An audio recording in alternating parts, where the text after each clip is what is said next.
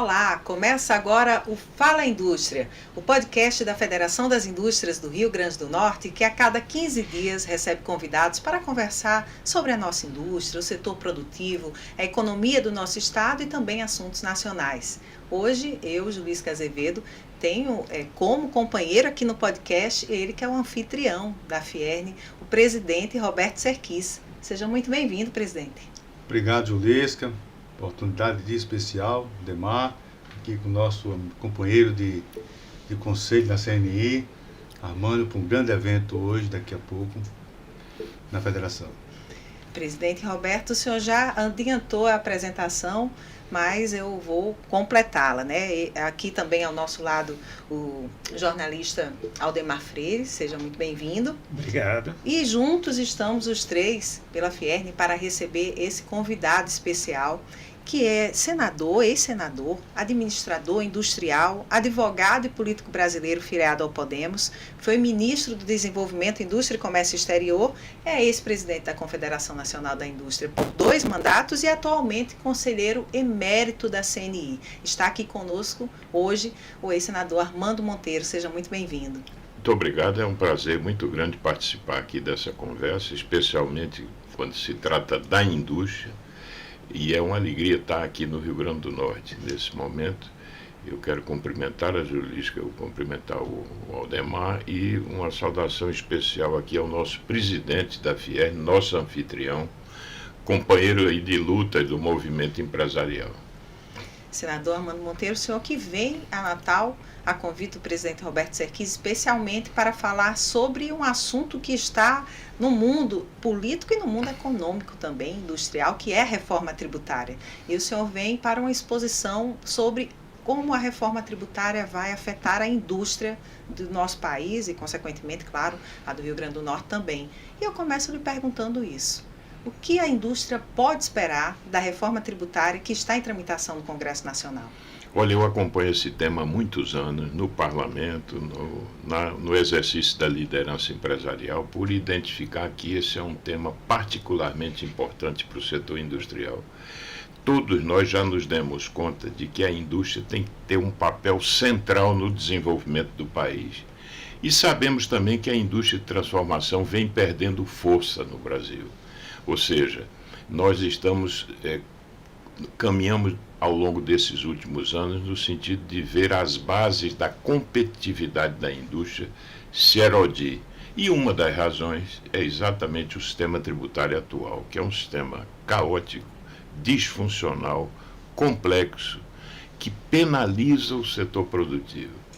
A reforma tributária vai nos proporcionar, inaugurar um novo sistema tributário no Brasil, que se harmoniza com o melhor da experiência internacional e que vai restaurar as condições de competitividade da indústria nacional. Portanto, é algo muito importante, é uma conquista do país e terá um reflexo muito importante no próprio crescimento do país, porque o Brasil precisa crescer mais, o Brasil tem demandas, imensas demandas socioeconômicas, e só podem ser resolvidas e enfrentadas pela via do crescimento. Portanto, não é uma reforma para a indústria, é uma reforma para o país. E o que é bom para o país é bom para a indústria. E a indústria terá sempre um papel central no desenvolvimento do país. Senador, tem uma parte dessa reforma, essa reforma terá etapas na definição dela. Uma parte já está definida, que foi a emenda constitucional aprovada no final do ano passado. Nessa emenda constitucional, que é a base da reforma, o que está definido já simplifica o sistema tributário do país, avança no sentido do que estava sendo defendido para simplificar e garantir justiça tributária? Olha, eu acho que a PEC 132 definiu as linhas gerais da reforma. É o que eu posso chamar a arquitetura da reforma, o conceito da reforma. Nós agora estamos na fase dos projetos de regulamentação. É o que eu chamo a engenharia da reforma. Uma coisa é a concepção, outra é a implantação do modelo. Isso se dará com a aprovação dos projetos de regulamentação. Nesse caso, as normas gerais estão contidas no PLP 68, que foi aprovado na Câmara já e que está no Senado. E esse modelo, a meu ver, está em linha com o melhor da experiência internacional, porque ele consagra algo que 170 países no mundo já fazem, que é um modelo de tributação sobre o valor adicionado, o tal IVA.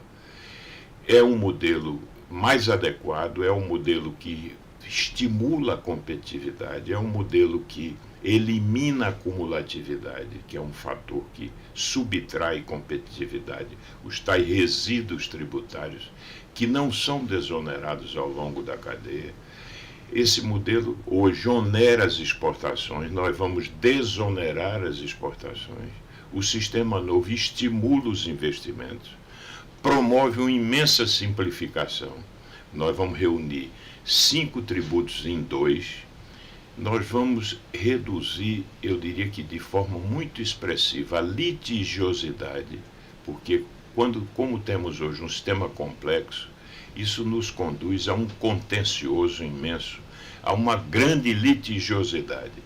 Isso é um custo para a sociedade brasileira. Com um modelo simples agora, nós vamos reduzir esse grau de litígio na esfera tributária. E vamos também, ainda que o tema da distribuição e da justiça tributária se localize mais na tributação da renda, e nós estamos falando da tributação do consumo, esse projeto também tem um caráter muito interessante do ponto de vista redistributivo. É que ele vai equilibrar melhor a carga setorial da tributação. O que é que isso significa? Os bens serão mais desonerados do que os serviços.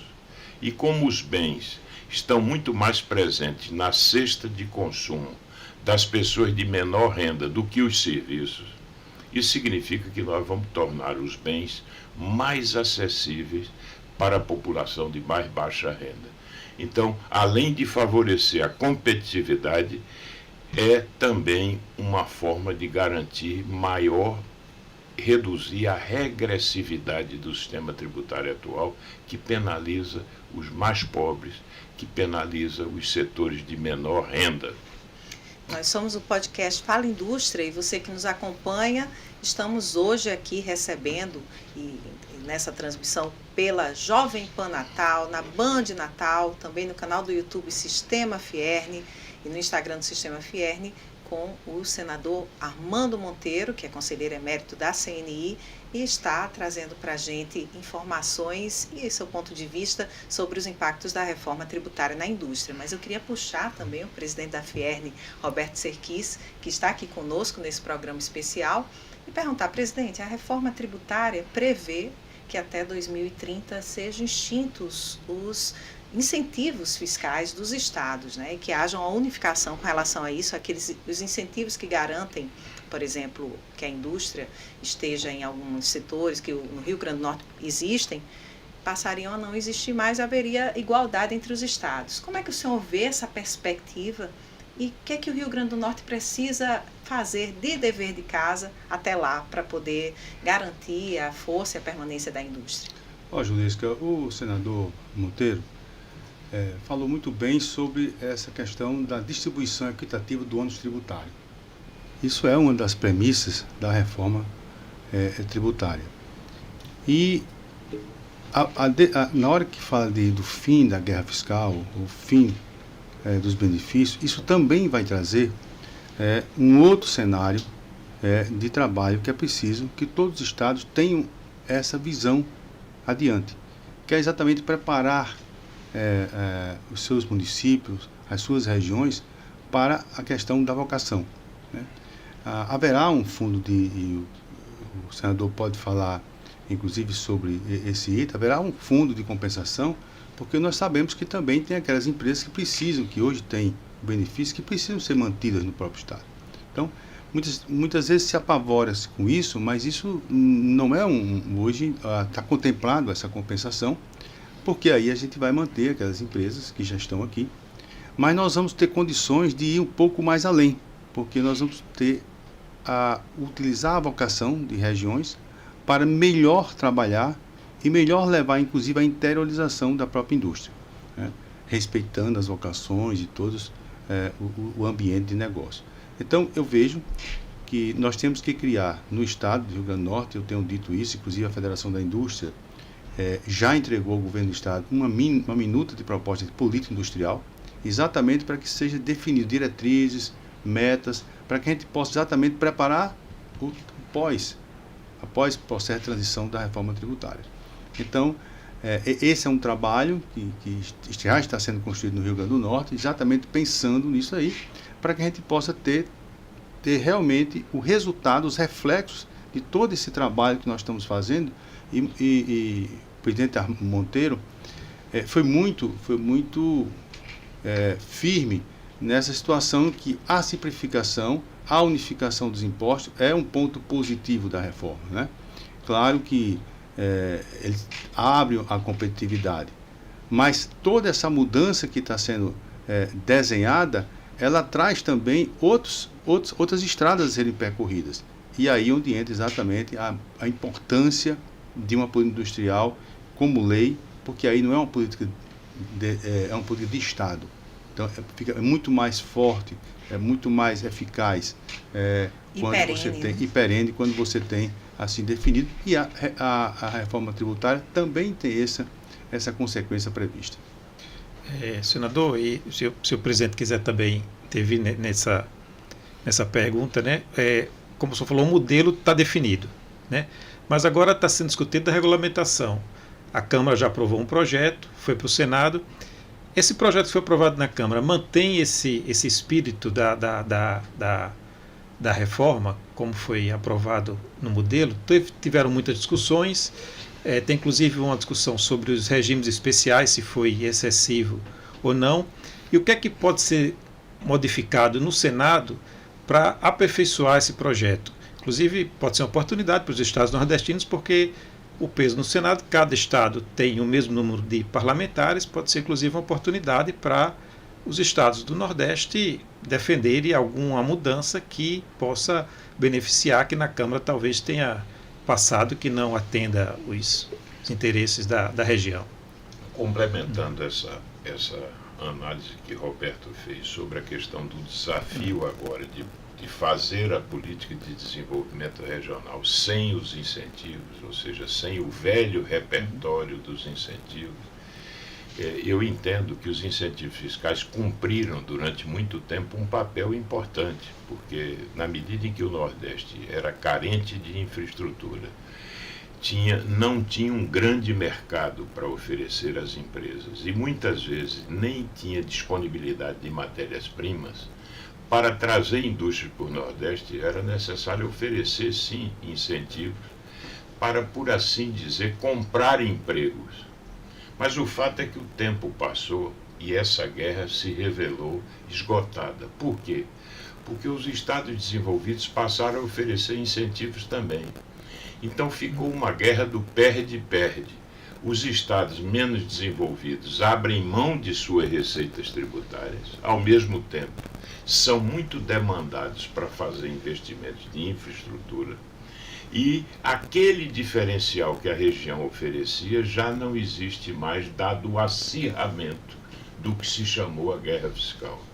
Então, está na hora da gente conceber um novo modelo de desenvolvimento que, a meu ver, se apoiará firmemente na melhor dotação de infraestrutura e na qualificação do capital humano da região. Os grandes fatores de competitividade se localizam, a meu ver, nesses dois aspectos fundamentais.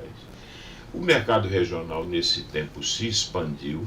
Muitas empresas estão voltadas, às vezes, exclusivamente para o mercado regional. Portanto, há uma nova realidade. Agora, para complementar, o que é que está vindo na reforma? Um fundo de desenvolvimento regional que vai ser alocado diretamente nos tesouros estaduais, nos orçamentos estaduais, que esses recursos só poderão ser aplicados em infraestrutura, fomento à atividade produtiva e treinamento e capacitação de mão de obra. Para vocês terem uma ideia do que é que vai representar esse fundo para o Rio Grande do Norte, De acordo com os critérios de repartição desse fundo, o Rio Grande do Norte vai ter algo equivalente a 10% da receita corrente líquida atual do Estado para investir em infraestrutura, para investir em capital humano. Portanto, é fundamental que o setor privado, junto com os governos estaduais, possa acompanhar adequadamente a aplicação desse recurso, porque isso poderá representar um diferencial muito importante para o futuro.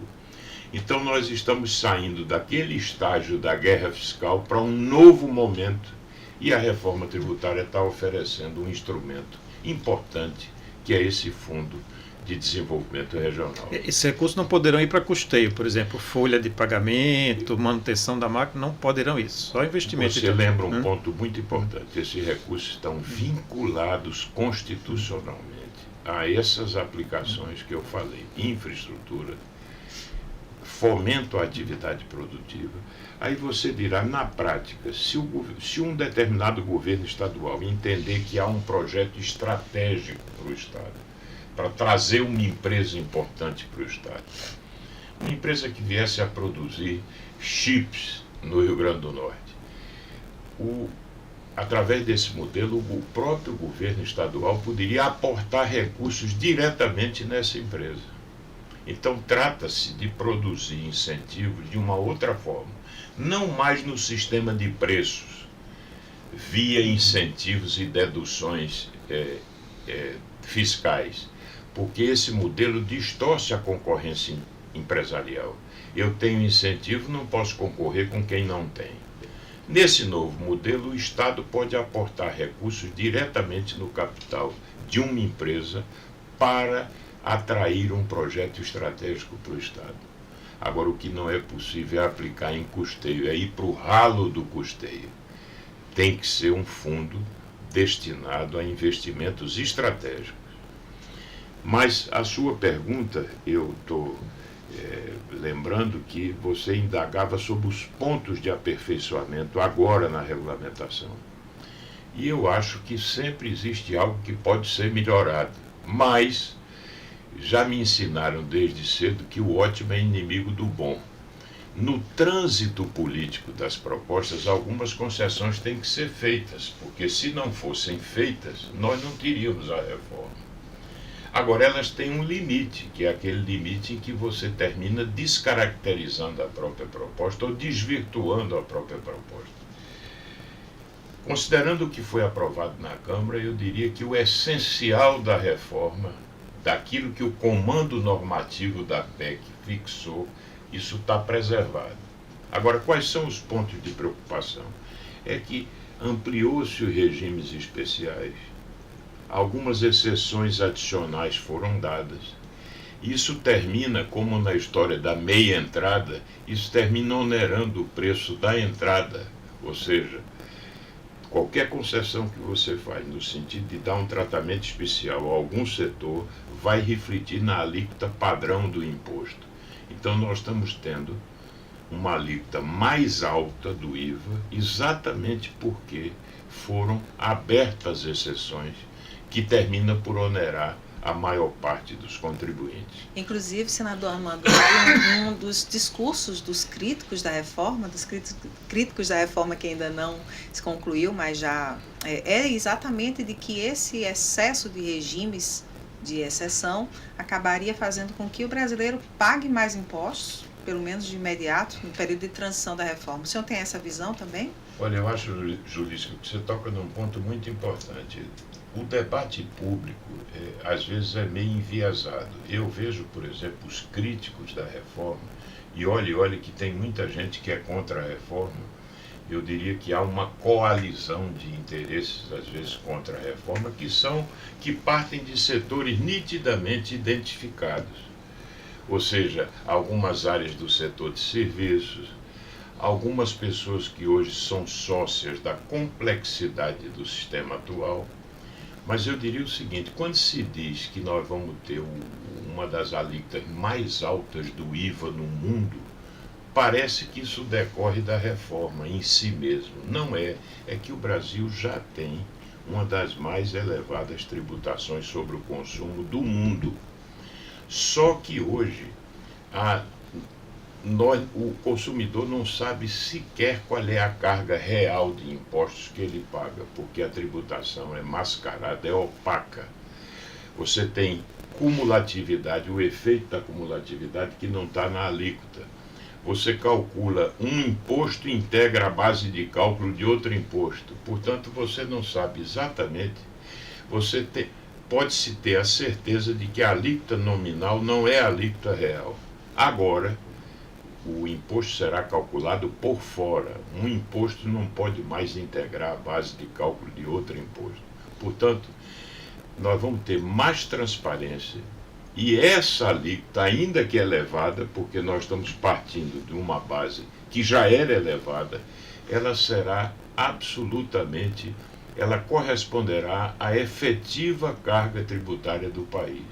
Portanto, quando se fala da alíquota de 28, essa alíquota nominal será a alíquota real. E hoje, no sistema atual, nós não sabemos qual é verdadeiramente a alíquota. Então, eu acho que a sociedade brasileira fez no passado uma opção que foi a de tributar mais o consumo do que a renda. Se nós tributamos mais o consumo do que a renda, essa base é sobrecarregada no Brasil. Há países que equilibram melhor essa carga entre a renda, que é uma base de tributação, e o consumo. Esse, aliás, é um aspecto que, para o futuro, o país terá que rever, até por um imperativo de justiça. Então, o senhor acha que é mais importante essa aprovação ser mais rápida no Senado e mexer pouco ou não mexer no projeto? Eu vi, inclusive, o senhor nas suas redes defendendo que essa aprovação seja ainda esse ano. Eu acho que há condições de aprová-lo esse ano, mas entendo que, de qualquer forma, está no Senado, o calendário eleitoral atrapalha, porque você sabe que o Senado não está, o Congresso não está funcionando normalmente. Ou seja, há um esforço em algumas semanas, mas por conta do calendário eleitoral nós não temos um trabalho permanente. Lembrando que depois do Senado volta para a Câmara. Então, eu reconheço que não é fácil imaginar que tudo isso se complete esse ano, mas eu tenho certeza que aprovaremos no Senado e que, portanto, já daremos um passo muito importante para concluir esse processo. Vocês sabem que nós teremos a partir daí um período de transição, ou seja, mesmo que eventualmente o processo de regulamentação venha a ser concluído, a sua votação no começo do próximo ano, isso não vai afetar de forma mais efetiva, porque o período de transição, de qualquer forma, ele acomodaria esse processo. Você acompanha o podcast Fala Indústria, o podcast da Federação das Indústrias do Rio Grande do Norte, na Jovem Pan News, na Band Natal e no canal do YouTube Sistema Fierne. Presidente Roberto, o senhor ia complementar o pensamento aqui do senador Armando Monteiro? O presidente Armando Monteiro, ele toca em vários pontos positivos da reforma, traçando todo um desenho, tá, de melhoria da competitividade, né? Você vê a simplificação, o fundo de compensação, o fundo regionais, né? O fim da acumulatividade, ele traça todo esse cenário. E a gente percebe realmente que a reforma traz esse espírito de realmente um novo momento para a indústria, né? E também favorece, porque tem outros aspectos que também são importantes nesse contexto. Por exemplo, a questão da isenção dos bens ativos. Isso faz parte também desse momento de nova industrialização, porque vai dar isenção e os parques industriais, o Parque Industrial Brasileiro, ele tem uma caducidade em torno de 8 anos. A do Rio Grande do Norte, por exemplo, nós temos uma caducidade de 14 anos. O que é que isso significa? Essa isenção vai permitir a compra de equipamentos, a compra de máquinas. Então, com a isenção, isso vai exatamente favorecer essa atualização. Então, isso também faz parte do contexto dessa reforma. Então, tem todo um arcabouço desenhado que é muito favorável. A gente concentra muitas vezes na questão da alíquota, né? Mas você tem todo um cenário paralelo, né? Totalmente em função de realmente E hoje a gente percebe claramente que o mundo começa a apostar na indústria.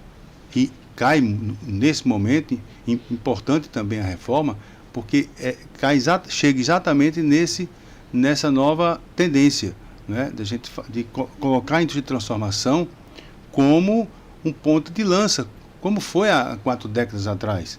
Nós tivemos uma desindustrialização que realmente prejudicou o país. Mas, claro, isso não é um problema que foi só do Brasil. As grandes economias também apostaram nas commodities e viram com a pandemia, com os conflitos geopolíticos, viram que tinham que mudar de posicionamento. Mas aí a reforma chega exatamente nessa realidade que vai favorecer realmente que a gente possa levar a indústria para uma direção. E a indústria com competitividade, ela fatalmente ela trará, pela própria capacidade de inovação que ela tem, de empregabilidade, ela trará também todo um ganho para a sociedade, né? Então, o senhor acredita que a reforma irá recuperar ou auxiliar o Brasil a recuperar uma competitividade que hoje o país se coloca de uma forma tão negativa, né, entre os últimos no ranking da competitividade? Você imagine quando o senador Armando coloca essa questão da simplificação, você imagine e você coloca o risco que nós temos, o custo que nós temos administrativo, você imagine o que se consegue aqui no Brasil, são 1.500 horas por ano de trabalho para calcular, fazer a apuração do cálculo, né? Quando você vai comparar com a organização internacional, né, do desenvolvimento, a OCDE, você vai ver que são 158 horas, olha a diferença. Então, quer dizer, tudo isso são situações realmente que dão chance, né, dão oportunidade para que a gente possa reerguer a nossa indústria, sobretudo na indústria de transformação. Quer dizer, os senhores avaliam que, sendo implementada a reforma, aprovada todas as regulamentações, inclusive não é só um projeto, né? Além desse tem outros também, do comitê, haverá uma repercussão tanto no crescimento do PIB como na geração de emprego, isso no prazo de quanto tempo? Porque tem a fase de transição também. Veja, os estudos, eu quero me basear em estudos que estão sendo feitos e apresentados. A Universidade Federal de Minas Gerais estima que o efeito da reforma sobre o crescimento é algo equivalente a 15% em 10 anos. Ou seja, você terá um incremento no PIB anualmente de algo muito expressivo em decorrência da reforma. É fácil entender. Na medida em que a indústria é mais competitiva, nós vamos recuperar posições na indústria. Eu vou dar um exemplo. O déficit de manufaturados em 2008, ou seja, a diferença entre o que a gente exportava de manufatura e o que importava de manufaturados, era de 50 bilhões de dólares. Em 2017, alcançou 120 bilhões de dólares. Se você considerar que a cada 1 bilhão de dólares nós temos aproximadamente 25 mil empregos na indústria, significa que nós perdemos ao longo desse tempo de empregos e de valor de transformação industrial algo muito expressivo. Se você restaura as condições de competitividade da indústria, essa indústria vai cada vez mais recuperar espaços, tanto no mercado doméstico, como poder ter maior inserção internacional, porque nós estamos exportando pouco manufaturas. Por quê? Porque não temos competitividade.